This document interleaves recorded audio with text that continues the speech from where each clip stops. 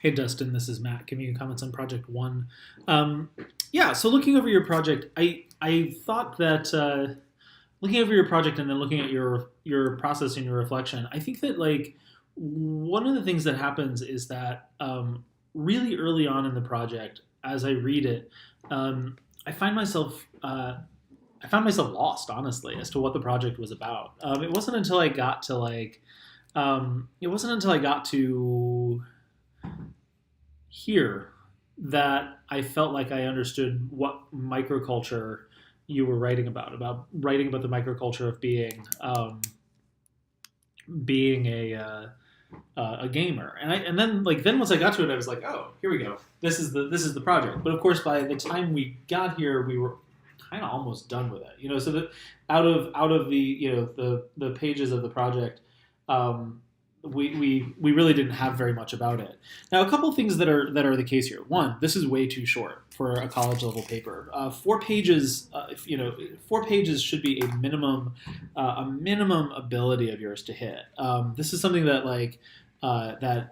4 pages is like a short assignment for me. If I'm a history professor or something giving an assignment, that's going to be 5, 6, 7, sometimes 20 pages. So this is 2 pages, and I asked for like 1,000 words. So this is like about half of what I was looking for in terms of that. Now, I don't grade you on your page length, but if you're pushing yourself to do more, one of the things I want to see you do more of is actually try to explicate and develop your ideas.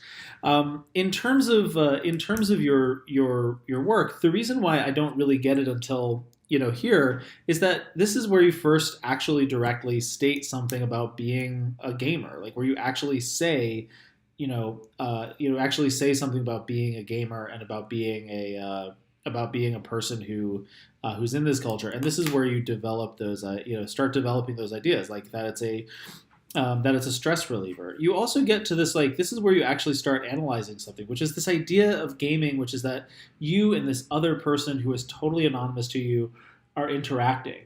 And that's one of those ideas that when we're talking about developing analysis, we're talking about developing an idea in a draft.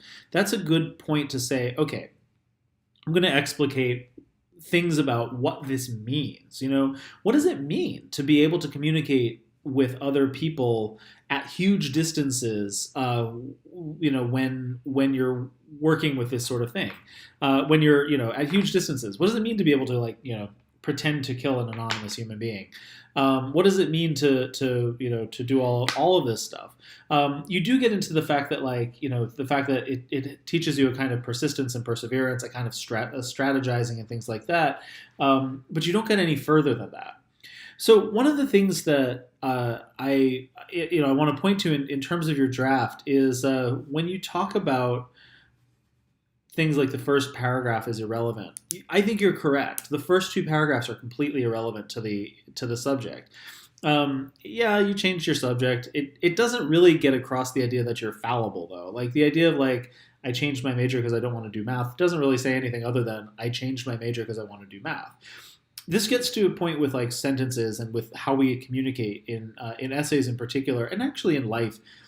Sentences and readers are very literal, meaning that if you don't directly say something, they will not understand it.